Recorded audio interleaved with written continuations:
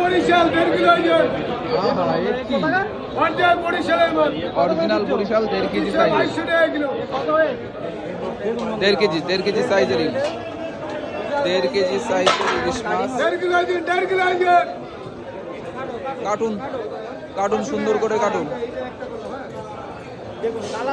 কি কালার রে, আরে জানতো ধরা পড়ে যাবে। জ্যান্ত ধরা পড়েছে। কার্টুন সুন্দর করে কার্টুন। আহা এ কি মাছ, দারুন দারুন।